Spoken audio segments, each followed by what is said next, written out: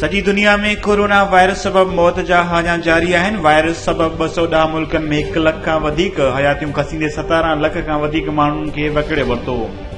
मुल्क में corona virus सबब फौतियुनि जो अंग 71 थी वियो। केपीके में 25, सिंध में 22 ऐं पंजाब में 18 ॼणा फौत थी चुका। पंजाब में कोरोना वायरस जी तस्दीक थियल मरीज़नि जो अंग 2336, सिंध में 1214, बलोचिस्तान में 220, गिलगित बल्तिस्तान में 215, इस्लामाबाद में 118 ऐं आज़ाद कश्मीर में 33 आहे।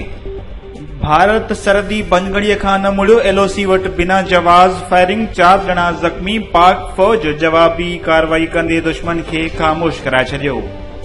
ऐं कोरोना वायरस पखेड़ रोकण लाइ सिंध में अॼु 20 ॾींहं बि लॉकडाउन बरक़रार आहे। कराची, हैदराबाद, शहीद बेनज़ीराबाद, मीरपुर ख़ासि ऐं लाड़कानी डिवीज़न सूधो नंढनि वॾनि शहरनि में कारोबारी मर्कज़ बंदि हुजण सबब लखे माण्हू बेरोज़गार आहिनि। ख़बरुनि ऐं न्यूज़ अपडेट्स लाइ ॾिसंदा रहो फास्ट न्यूज़।